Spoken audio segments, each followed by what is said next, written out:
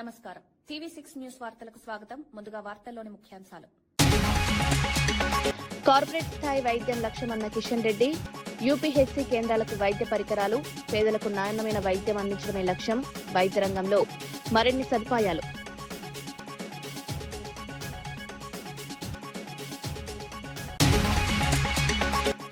ఇందిరమ్మ ఇళ్ల పనులపై సమీక్ష. లబ్ధిదారులకు నిధుల సకాలంలో అందించాలన్న పొంగులేటి. ఇళ్ల నిర్మాణ పనులు వేగవంతం, పేదలకు ఇల్లు అందించడమే ప్రభుత్వ లక్ష్యం.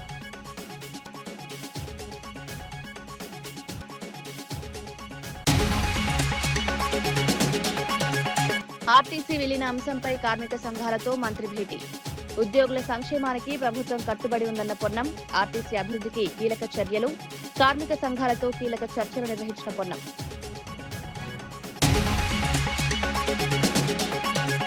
శ్రీవాణి నిధులతో 5,000 ఆలయాల నిర్మాణం. ఆలయాల్లో పారదర్శకతే ప్రభుత్వ లక్ష్యం.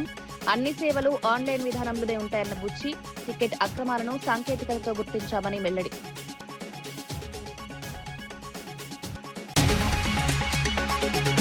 అంబర్పేట నియోజకవర్గంలోని కాచిగూడ, బాగ్, అంబర్పేట్ యూపీహెచ్సీ కేంద్రాలకు కేంద్ర మంత్రి కిషన్ రెడ్డి 13 రకాల వైద్య పరికరాలను అందజేశారు.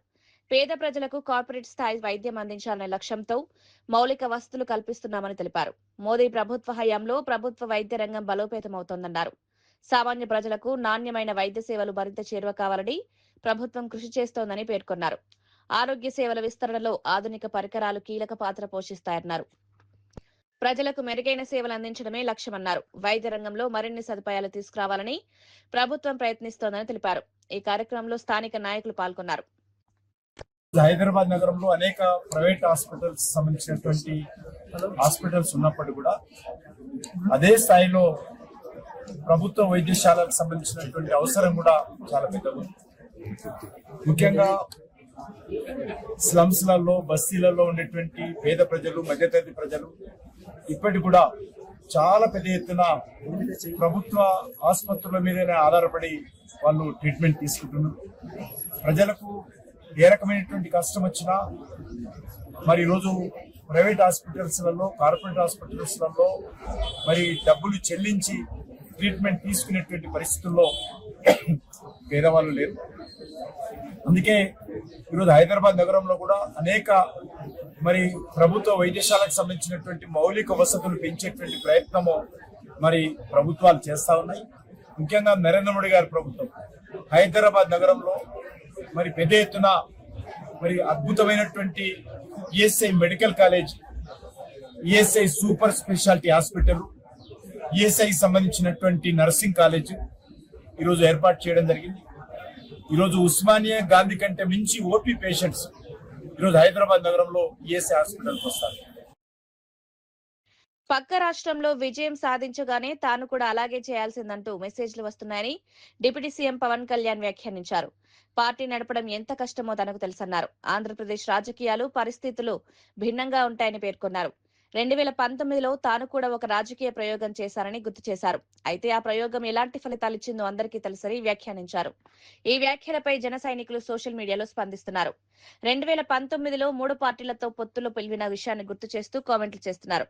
పవన్ కళ్యాణ్ వ్యాఖ్యలు ఇప్పుడు రాజకీయ చర్చకు దారితీస్తున్నాయి. ఆంధ్రప్రదేశ్లో చాలా మంది మీరు కూడా అలా చేసి ఉండాల్సిందని చెప్పి నాకు తెగ మెసేజ్లు పంపిస్తా ఉన్నారు. ఊళ్ళో పెళ్లికి ఏదో హడావుడి ఉంటారు కదా,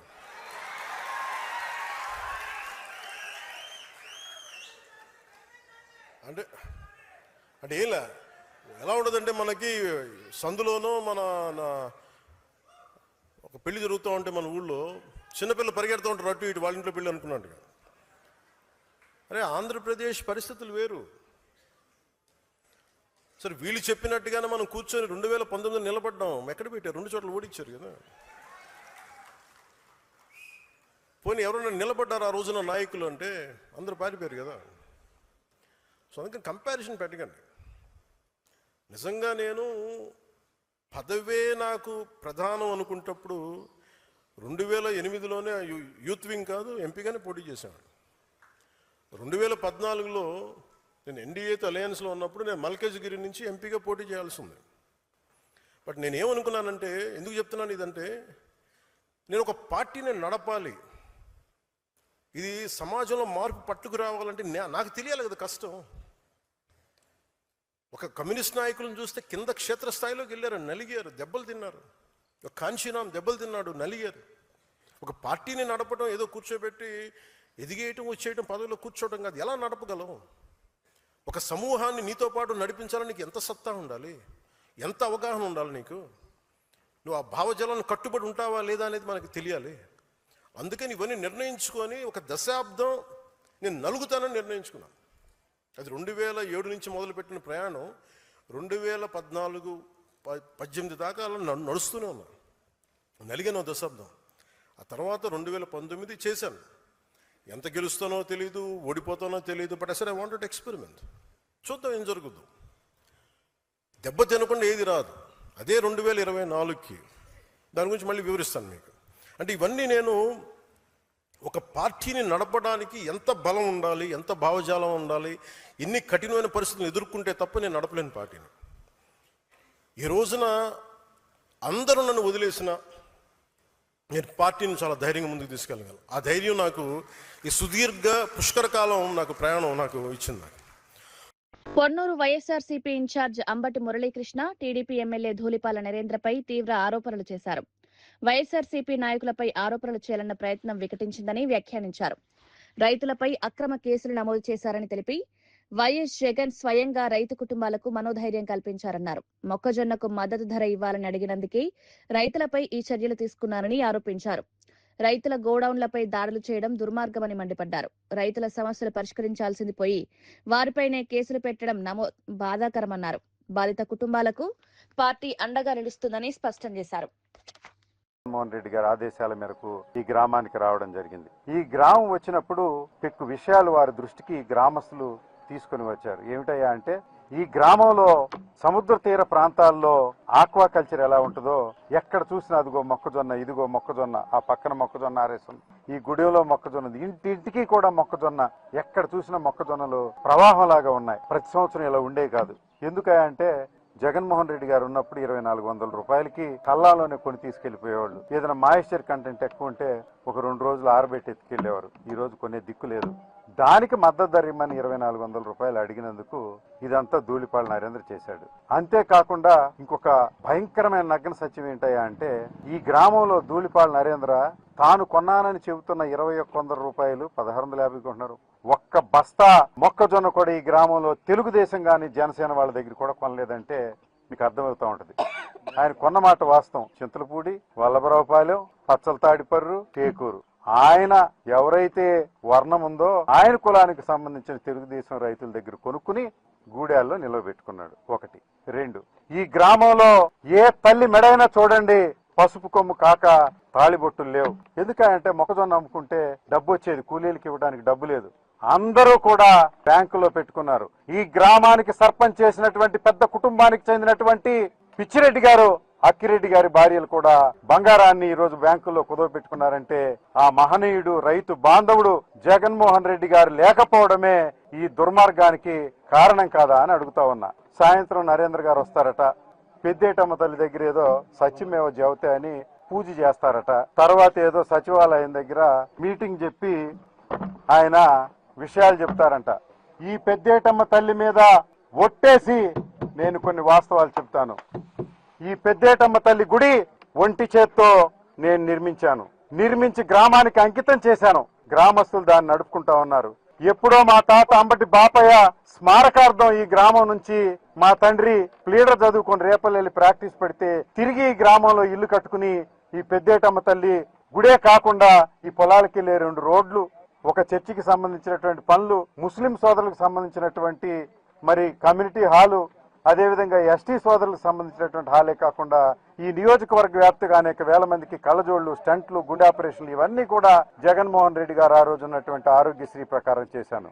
మీరు ఏమి సత్యమేవ జయతి, ఈ కులస్తులు, కాపు కులస్తులు, ఈ సామాన్య రైతులు ఎస్సీ ఎస్టీలు దూషించలేదని ఈ దేవత మీద ఒట్టేసి చెప్తా ఉన్నా. ఈ గుడెం నాది కాదని ఈ దేవత మీద ఒట్టేసి చెప్తున్నా. ఆ మొక్కజొన్నలకు నాకు సంబంధం లేదని ఒట్టేసి చెప్తున్నా. నువ్వు ఇదే ఒట్టేసి ఈ మొక్కజొన్నలు నావని, ఈ గుడెం నాదని వారు ఎస్సీ ఎస్టీలు తిట్టారని నువ్వు చెప్పగలుగుతావా అని అడుగుతున్నా. ఎవరైనా అబద్ధం అయితే ఈ తల్లి సాక్షిగా కుటుంబ సమేతంగా సర్వనాశనమైపోతారని మీకు చెప్పక తప్పదు.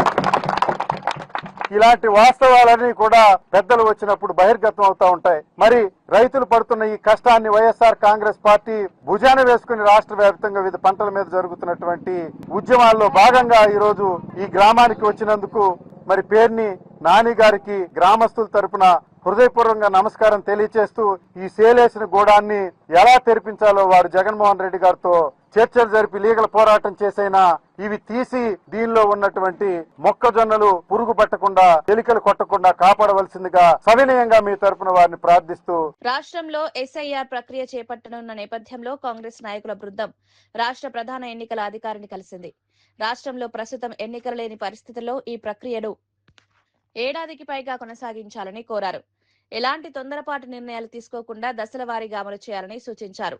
పారదర్శకంగా ఎస్ఐఆర్ ప్రక్రియ నిర్వహించాలని విజ్ఞప్తి చేశారు. ప్రజల్లో ఎలాంటి అనుమానాలు లేకుండా ఎన్నికల వ్యవస్థపై నమ్మకం పెంచాలని పేర్కొన్నారు. అధికారులతో సమన్వయం చేసుకుంటూ ప్రక్రియ కొనసాగించాలని సూచించారు. దుర్మార్గంగా ఎంత పగడ్బందీగా ఓట్ల తొలగింపు ప్రక్రియ జరిగిందో మనకు వెస్ట్ బెంగాల్లో జరిగిన ఎన్నికలు ఒక్కసారి ఆ ఎన్నికలు జరిగిన సరళిని చూస్తే అర్థమవుతుంది. ఇప్పటి వరకు 14 రాష్ట్రాలు యునైటెడ్ జరిగినటువంటి ఎస్ఐఆర్ వల్ల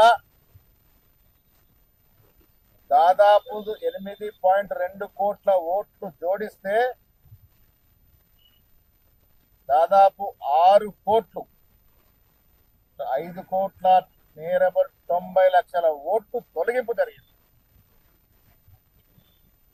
ఇప్పటి వరకు దాదాపు 58.2 కోట్ల ఓట్ల సరళిని ఎస్ఐఆర్ జరిగితే దాంట్లో దాదాపు 10% ఓట్ల తొలగింపు జరిగింది. దాని కారణంగానే వెస్ట్ బెంగాల్లో రాజకీయ సమీకరణలు మారి అధికారులకి రావాల్సిన పార్టీలు రాకుండా పోయినాయి. వెస్ట్ బెంగాల్లో దాదాపు 90 లక్షలకు పైగా ఓట్లు తొలగిస్తే తిరిగి జత చేసింది 30 లక్షలు మాత్రమే. 60 లక్షల ఓట్లు ఇంకా జత చేయలే. అక్కడ గెలిచిన పార్టీకి ఓడిన పార్టీకి కేవలం 30 లక్షల ఓట్ల తేడానే ఉంది. దీనివల్ల మనకు అర్థమయ్యేది నిజమైన ఓటర్ల తొలగింపు. ఎవరైతే సెక్యులర్ భావాలు కలిగిన ఓటర్స్ ఉన్నారో ఆ ఓట్ల తొలగింపు ప్రక్రియ పగడబందీగా చేసినారు. ఇది తెలంగాణలో జరగకూడదని ఇవాళ కమిషన్ ని వారికి మెమోరాండం ఇచ్చి వారి ద్వారా కేంద్రానికి పంపే విధంగా మేము కొన్ని విన్నపాలు చేశాం. దాంట్లో ముఖ్యమైనవి ఈ రాష్ట్రంలో రేపో మాపో ఎన్నికలు లేవు. వచ్చే 2 సంవత్సరాల వరకు అసలు ఎన్నికలే లేవు. కాబట్టి ఈ ఎస్ఐఆర్ ప్రక్రియ తొందరపాటుగా 2-3 నెలల్లో చేస్తే అది అనర్థాలకు దారితీసే అవకాశం ఉంది. కాబట్టి ఇక్కడ ఎన్నికలు లేవు కాబట్టి దాదాపు సంవత్సరంన్నర పాటు ఎన్నికల యొక్క ప్రక్రియ జరగాలి. ఈ ఎలక్షన్ ప్రక్రియ ఎస్ఐఆర్ ప్రక్రియ జరగాలని కోరడం జరిగింది. ఇక్కడ తక్షణం ఎన్నికలు లేవు కాబట్టి ఇక్కడ తొందర లేదు. తొందరపాటులో నిజమైన ఓటు తొలగింపు గురే అవకాశం ఉంది. కాబట్టి ఈ ప్రక్రియని ఒక సంవత్సరంన్నర పాటు చేయాల్సిందిగా విజ్ఞప్తి చేయడం జరిగింది. 2002లో జరిగిన ఎస్ఐఆర్ లో సమైక్య ఆంధ్రప్రదేశ్ లో 5.11 క్రోర్ ఓట్లు ఉన్నాయి. అదే 2025కి వచ్చేసరికి తెలంగాణ రాష్ట్రంలో 3.35 కోట్ల ఓట్లు అంటే దాదాపు 1.2 క్రోర్ ఓట్లు పెరిగినవి. ఈ 2002 డాక్యుమెంట్ 2025 డాక్యుమెంట్ కూడా రిజిస్టర్డ్ పొలిటికల్ పార్టీస్ ఇవ్వాల్సిందిగా విజ్ఞప్తి చేయడం జరిగింది. ఇవాళ సెన్సస్ ప్రక్రియ రైతులను బాగు చేస్తామని చెప్పిన కూటమి ప్రభుత్వం ఇప్పుడు మొక్కజొన్న రైతులకు అన్యాయం చేస్తోందని వైఎస్ఆర్సీపీ నేత పేర్ని నాని ఆరోపించారు. మామిళ్లపల్లిలో టీడీపీ ఎమ్మెల్యే ధూళిపాల నరేంద్ర రైతులపై దాడులు చేయించారని విమర్శించారు. ఆడ మగ తేడా లేకుండా తప్పుడు ఎస్సీ/ఎస్టీ అట్రాసిటీ కేసులు పెట్టించారని మండిపడ్డారు. రైతులు మద్దతు ధర కోరితే ఇలాంటి పరిస్థితి రావడం దారుణమన్నారు. రైతుల సమస్యలను పరిష్కరించాల్సిన ప్రభుత్వం వారిపై ఒత్తిడి తీసుకురావడం సరికాదన్నారు. రైతుల భద్రత, సంక్షేమం ప్రభుత్వ బాధ్యత అని గుర్తు చేశారు. రైతుల పక్షాన పోరాటం కొనసాగిస్తామని స్పష్టం చేశారు.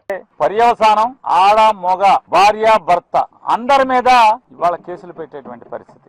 జగన్మోహన్ రెడ్డి గారి యొక్క ఆదేశం మేరకు కార్యకర్తలందరూ వీళ్ళు ధర్నా చేయటువంటి ఆ ధర్నాలో అంబటి మురళి గారు ఈ పొన్నూరు శాసనసభ్యుడు చేస్తున్నటువంటి రైతులకు చేస్తున్నటువంటి మొక్కజొన్న జొన్న రైతులకు చేస్తున్న ద్రోహాన్ని ఆయన వెల్లడి చేయటం, అక్కడి నుంచి పథకం చేస్తాడు చంద్రబాబు నాయుడు ప్రభుత్వంలోనే ఈ ఎమ్మెల్యే ధూళిపాడు నరేంద్ర గారు. కానీ దౌర్జన్యంగా అంటే కండబలం ఉంది, మేము రౌడీలం, ఏ ఊరైనా మామిళ్ళపల్లి అంటే ఏ ఊరైనా సరే మా రౌడీజానికి అదుపు ఉండదు, మాకు పోలీసు అంగుండదని చెప్పని ఉకుల్ జిందాల్ గారు ఇంత చెడిపోయారా మా దగ్గర కూడా ఎడిషనల్ ఎస్పీ చేశాడు జగన్ గారి గవర్నమెంట్ లో. లేదా కాపు కాయాల్సి వస్తుంది రౌడీలకి, ముద్దాయిలకి, హత్యలు చేసే వాళ్ళకి, అంతకులకి, వాళ్ళు చేసేటువంటి దుర్మార్గాలకి, దాడులకి కాపలా కాయాల్సి వస్తుంది. ఆడ మొగ భేదం లేకుండా రైతుల్ని కూడా, రైతుల కుటుంబాల్లోని మొగుడు పెళ్లాల్ని, భార్య భర్తల్ని, వ్యవసాయం చేసుకుని మట్టి పిసుకు బతుకునే వాళ్ళని కూడా తప్పుడు కేసులు కట్టేటువంటి కర్మ మనకు వచ్చిందిరా ఈ ప్రభుత్వంలో అని చెప్పని ఏడవని పోలీసులు అందరూ 100కి 60-70% మంది పోలీసులు కన్నీరు మున్నీరు అవుతున్నారు,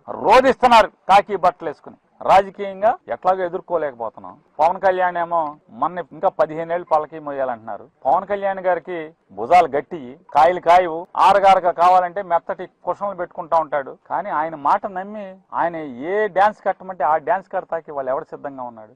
అరే కమ్మోళ్ళ రాజ్యం అయిపోయింది, రెడ్డిల రాజ్యం అయిపోయింది, మనకు కూడా మన కాపులకు కూడా రాజ్యం కావాలని చెప్పని కులాన్ని రెచ్చగొట్టి, మరి నిజంగానే మనోడు ఇన్నాళ్ళకి ఒకడు వచ్చాడు పోటుగాడరా, చంద్రబాబు సగం చేస్తే మనోడు సగం చేస్తాడరా అని చెప్పి నమ్మి వాళ్ళ సైకిల్ ని మోస్తే 15 ఏళ్ళు మనం మొయ్యాలి, ఈ సైకిల్ ను మొయ్యాల్సిందే అని చెప్పని చెప్తుంటే సో మనకి మెల్లగా జారిపోయే పరిస్థితి ఉంది కాపులు. కాబట్టి మనం మురళిని ఏదో రకంగా దుర్మార్గుడి కింద, దుష్టుడి కింద చిత్రీకరించాలి, తప్పుడు పనులు చేస్తున్నట్టు చిత్రీకరించాలి, దొంగ కేసులు కట్టాలి అని చెప్పని తప్పుడు ఆలోచన. కాకపోతే మొక్కజొన్నతో వ్యాపారం ఎవరికి అవసరం? అంబటి మురళికి అవసరమా? ధూళిపాల నరేంద్రకి అవసరమా? ఎవరికి అవసరం మొక్కజొన్నతో వ్యాపారం? మొక్కజొన్న ఊళ్ళో 1650కి రైతులకు కట్టి 2000 ఎక్కువందేమో నీ జెండా మోసేవాళ్ళు, నీకు ఏజెంట్లుగా నీ ధూళిపాల నరేంద్రని మోసే వాళ్ళకేమో 2001 సంగం డైరీ నుంచి కడతారు. 1650 రూపాయలకి రైతు దగ్గర మొక్కజొన్న కొంటారు. సబ్సిడీ పేరు మీదేమో ఈ పాలు సప్లై చేస్తున్న రైతులందరికీ మొక్కజొన్నతో మేత తయారు చేసి సబ్సిడీ పేరు మీద సంగం డైరీలో రికార్డు రాసుకుని దాన్ని రైతులకు ఇస్తారు. ఏతావాత జొన్నతో లాభాలు తినేది ఎవరు? జొన్నతో బాగా మేస్తున్నది ఎవరు? జొన్న అవసరం ఎవరికి? ఇవాళ చెప్తున్నారు, రైతులు చెప్తున్నారు, వడ్లమూడిలో 1,00,000 టన్ను ఉందండి, 1,00,000 క్వింటాలో 1,00,000 టన్ను ఉందని చెప్తున్నారు. 1,00,000 క్వింటాలా, 1,00,000 బత్తానా, 1,00,000. ఇక్కడున్నది ఎంత? ఇది ఎవరిది? రైతులది. ఇది 5వ తారీఖేమో ఈ గోడౌన్ తాళాలు బద్దలు కొడతారు దౌర్జన్యంగా. అంటే మీ పెట్రోల్ డీజిల్ ధరల పెంపుపై మంత్రి పొన్నం ప్రభాకర్ కేంద్ర ప్రభుత్వాన్ని ప్రశ్నించారు. 4 రాష్ట్రాల ఎన్నికలు పూర్తయ్యే వరకు ధరలు పెంచకుండా ఎన్నికలు ముగిసిన వెంటనే సామాన్యులపై భారం మోపారని విమర్శించారు. కొత్త ముఖ్యమంత్రులు ప్రమాణ స్వీకారం చేయకముందే ధరలు పెంచడం వెనుక ఉద్దేశం ఏంటని ప్రశ్నించారు. ధరలు పెరగవని చెప్పిన కిషన్ రెడ్డి, బండి సంజయ్ ప్రజలకు సమాధానం చెప్పాలని డిమాండ్ చేశారు. పెరిగిన ఇంధన ధరలతో సామాన్య ప్రజలు తీవ్ర ఇబ్బందులు ఎదుర్కొంటున్నారన్నారు. ధరల నియంత్రణపై కేంద్రం స్పష్టతనివ్వాలని కోరారు. ఈ అంశంపై ప్రజల్లో అసంతృప్తి పెరుగుతోందన్నారు. పెట్రోల్ ధరలు పెరిగాయి 10 సార్లు ప్రెస్ కాన్ఫరెన్స్ చేశారు. ఇవాళ నరేంద్ర మోడీ ప్రభుత్వం పెట్రోల్ ధరలు పెంచింది. మేము యూపీఏ ప్రభుత్వం ఉన్ననాడు ఆయన గుజరాత్ ముఖ్యమంత్రిగా మన్మోహన్ సింగ్ గారి నాయకత్వంలో నయా పైస పెరిగితే ఏం జరుగుతుంది దేశంలో అని చెప్పే విధంగా మరి అపహాస్యం చేసే విధంగా వ్యవహరిస్తూ ఉండే. 3 రోజుల హైదరాబాద్ పర్యటన నుంచి దేశ ప్రజలందరికీ డీజిల్ పెట్రోల్ తక్కువ వాడండి, నూనె తక్కువ తాగండి, బంగారం కొనొద్దంటే అప్పుడే అనుమానం వచ్చింది తప్పకుండా రేపు పొద్దున నడ్డు విరవబోతా ఉన్నాడని. ఇవాళ మనిషి అబద్ధాలు, దురదృష్టకరమైనటువంటి మోసకారిగా ప్రజల జేబులను, ఎందుకంటే 6 నెలల స్టాక్ ఉందని చెప్పినారు, ఇవాళ యుద్ధం కారణం చూపెట్టే ప్రయత్నం చేస్తారు. యుద్ధం ఇవాళ రాలే. మెదక్, జహీరాబాద్ ప్రాంతాలను ప్రపంచ స్థాయి ఇండస్ట్రియల్ హబ్ గా తీర్చిదిద్దేందుకు ప్రభుత్వం కృషి చేస్తోందని మంత్రి శ్రీధర్ బాబు తెలిపారు. నాటి ప్రధాన ఇందిరాగాంధీ దూరదృష్టితో ప్రారంభమైన పారిశ్రామిక అభివృద్ధిని కొనసాగిస్తున్నామని పేర్కొన్నారు. భారీ పెట్టుబడులను ఆకర్షిస్తూ కొత్త పరిశ్రమల స్థాపనకు చర్యలు తీసుకుంటున్నామని వెల్లడించారు. స్థానిక యువతకు ఉపాధి అవకాశాలు కల్పించడమే ప్రధాన లక్ష్యమన్నారు. పరిశ్రమల ద్వారా ప్రాంతీయ అభివృద్ధి వేగవంతమవుతుందని అభిప్రాయపడ్డారు. మౌలిక సదుపాయాల కల్పనకు కూడా ప్రభుత్వం ప్రత్యేక ప్రణాళికతో ముందుకు సాగుతోందన్నారు. పరిశ్రమల అభివృద్ధి రాష్ట్ర ఆర్థిక పురోగతికి దోహదపడుతుందని పేర్కొన్నారు. ఈ ప్రకటనతో మెదక్ ప్రాంతంలో ఆశలు పెరిగాయి. పెట్టుబడిదారుల దృష్టి కూడా ఈ ప్రాంతంపై పడుతోంది. యావత్ ప్రాంతానికి సంబంధించి ఇక్కడ పరిశ్రమల గురించి కాదు, పరిశ్రమ ఏర్పాటు చేస్తే పెట్టుబడులు వస్తే ఈ ప్రాంతవాసులకు ఉపాధి దొరుకుతుందనే ఒక గొప్ప ఆలోచనతో పరిశ్రమలు ఇక్కడ తీసుకురావడానికి అహర్నిశలు కృషి చేస్తూ ఉన్నారు. ఆ సందర్భంలో దానికి పూర్తి స్థాయిలో సహకరిస్తూ ఉన్న మరి ఈ ప్రాంతానికి సంబంధించిన శాసనసభ్యులు, అదేవిధంగా పార్లమెంట్ సభ్యులు రఘునందన్ రావు గారు కానీ, షెట్కార్ గారు కానీ, కేంద్ర ప్రభుత్వం మరి నిమ్స్ మ్యానుఫ్యాక్చరింగ్ జోన్ను తీసుకురావాలంటే జైరాబాద్లో ఈ ప్రాంతాన్ని గుర్తించి పెద్ద ఎత్తున మొన్న ప్రధానమంత్రి గారి చేతుల మీదుగా, గౌరవ ముఖ్యమంత్రి గారి చేతుల మీదుగా రాబోయే కాలంలో ఈ ప్రాంతం అంతా కూడా పారిశ్రామిక పెద్ద కారిడార్గా దేశవ్యాప్తంగానే ప్రపంచవ్యాప్తంగానే ఒక ఇంటర్నేషనల్ కారిడార్గా అంతర్జాతీయ స్థాయిలో ఒక ఇండస్ట్రియల్ కారిడార్కి ఏర్పాటు చేయడానికి మనం ముందడుగులు వేస్తూ ఉన్నాం. ఆ కార్యాచరణ భాగంలోనే సహకరిస్తూ ఉన్న ఎంపీ గారికి కానీ, సహకరిస్తూ ఉన్న జహీరాబాద్ ఎంపీ గారికి కానీ, అదేవిధంగా ఎమ్మెల్సీ గారికి కానీ, ఎమ్మెల్యేస్ కానీ పూర్తి స్థాయిగా మేము రాష్ట్ర ప్రభుత్వం తరఫున హృదయపూర్వకంగా కృతజ్ఞతలు. శ్రీవాణి ట్రస్ట్ ద్వారా సేకరించిన నిధులతో రాష్ట్ర వ్యాప్తంగా ఎస్సీ, బీసీ కాలనీల్లో 5,000 ఆలయాలు నిర్మించాలని కూటమి ప్రభుత్వం నిర్ణయించినట్లు టీడీపీ నేత బుచ్చి రాంప్రసాద్ తెలిపారు. గత ప్రభుత్వ హయాంలో జరిగిన టికెట్ అక్రమాలను సాంకేతికతతో గుర్తించినట్లు వెల్లడించారు.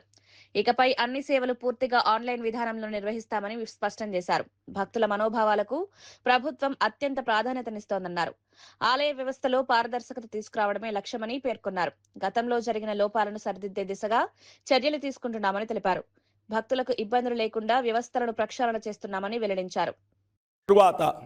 మేము చేసిన విధానం ఏంటి? కూటమి ప్రభుత్వం నారా చంద్రబాబు నాయుడు గారి నాయకత్వంలో తెలుగుదేశం పార్టీ అధికారంలోకి రాగానే కూటమి ప్రభుత్వం చేసింది ఒకటే కార్యక్రమం. ఆ కార్యక్రమం ఏంటి? శ్రీవాణి ట్రస్ట్ టికెట్లని ఆన్లైన్లో అమ్మకాలకు పెట్టాం.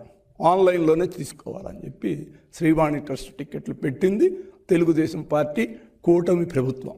అవునా కాదా? ఇది కూడా ఈ విధంగా చేస్తూ దీనిలో మేము చేస్తున్నప్పుడు టెక్నాలజీని ఉపయోగించి వాళ్ళు కొన్ని పద్ధతుల ద్వారా ఒకే నెంబర్ నుంచి కొన్ని టికెట్లు డైలీ బుక్ చేశారు. ఇది పట్టుకుందెవరు? మేమే కదా, మేమే పట్టుకున్నాం కదా. అంటే ఒకటి మీకు నేను చెప్తా, మీరు ఏ వ్యవస్థనైనా దుర్వినియోగం చేయడానికి ముందుంటారు. మీరు తయారు చేసిన పందికొక్కులు ముందుంటాయి. ఆ పందుకొక్కుల్ని పట్టుకొని వాటిని బంధించి ఒక చోట కూర్చోపెట్టే కార్యక్రమమే మేము చేస్తున్నాం. పట్టుకుంది మేమే, కనిపెట్టింది మేమే, ఆపింది కూడా మేమే. మీరు కాదు, ఈ మూడు చేసింది కాదు, మీరు కాదు. కనిపెట్టాం మేమే, అదేవిధంగా పట్టుకున్నాం మేమే, ఆపాం మేమే. అవన్నీ జరుగుతున్నాయని చెప్పాం. అందుకని ఇంకా పటిష్టంగా ఏ విధంగా చెయ్యాలి అని చెప్పి ఆలోచన చేస్తుంది కూటమి ప్రభుత్వం చంద్రబాబు గారి నాయకత్వంలో. ఇంకో విషయం మీకు నేను చెప్తా. ఇవాళ హైదరాబాద్ మినిస్టర్ క్వార్టర్స్ లో మంత్రి పొన్నం ప్రభాకర్ తో ఆర్టీసీ కార్మిక సంఘాల ప్రతినిధులు సమావేశమయ్యారు. ఈ సమావేశంలో ఆర్టీసీని ప్రభుత్వంలో విలీనం చేసే అంశంపై ప్రధానంగా చర్చించారు. కార్మికుల సమస్యలు, సంఘాల ఎన్నికలు, సంస్థ అభివృద్ధికి తీసుకోవాల్సిన చర్యలపై మంత్రికి వివరించారు. ఉద్యోగుల సంక్షేమం కోసం ప్రభుత్వం కట్టుబడి ఉందని మంత్రి భరోసా ఇచ్చారు. కార్మికుల సమస్యల పరిష్కారానికి ప్రభుత్వం సానుకూలంగా స్పందిస్తుందని పేర్కొన్నారు. సంస్థ బలోపేతానికి అవసరమైన చర్యలు చేపడతామని తెలిపారు. ఉద్యోగుల సహకారంతో ఆర్టీసీ అభివృద్ధి సాధ్యమని అభిప్రాయపడ్డారు. ఈ సమావేశంపై కార్మిక సంఘాలు కూడా ఆశాభావం వ్యక్తం చేశాయి. త్వరలో కీలక నిర్ణయాలు వచ్చే అవకాశం ఉందన్న చర్చ జరుగుతోంది.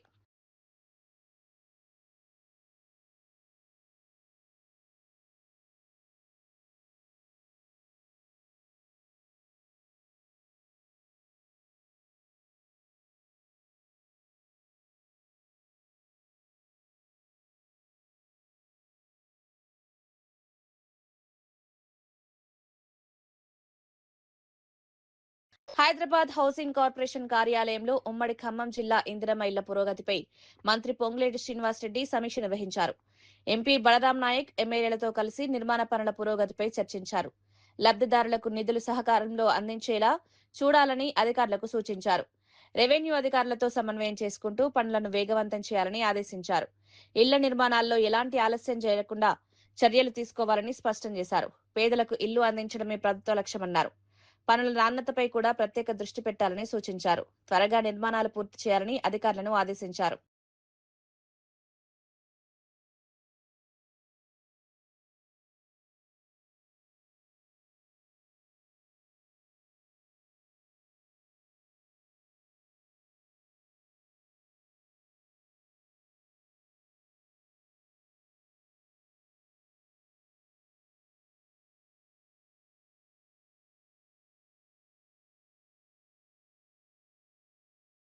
వార్తలు ముగించే ముందు ముఖ్యాంశాలు మరోసారి. కార్పొరేట్ స్థాయి వైద్యం లక్ష్యమన్న కిషన్ రెడ్డి. యూపీహెచ్సీ కేంద్రాలకు వైద్య పరికరాలు, పేదలకు నాణ్యమైన వైద్యం అందించడమే లక్ష్యం. వైద్య రంగంలో మరిన్ని సదుపాయాలు.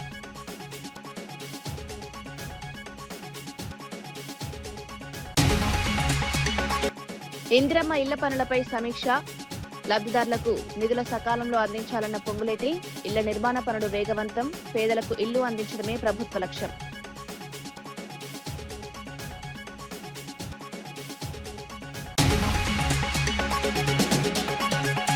ఆర్టీసీ విలీన అంశంపై కార్మిక సంఘాలతో మంత్రి భేటీ. ఉద్యోగుల సంక్షేమానికి ప్రభుత్వం కట్టుబడి ఉందన్న పొన్నం. ఆర్టీసీ అభివృద్ధికి కీలక చర్యలు. కార్మిక సంఘాలతో కీలక చర్చలు నిర్వహించిన పొన్నం.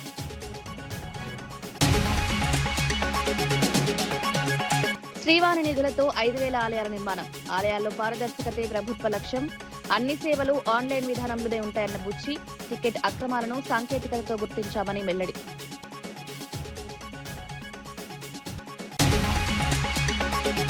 విశేషాలు మరో బులెటిన్లో మళ్ళీ కలుద్దాం. నమస్కారం.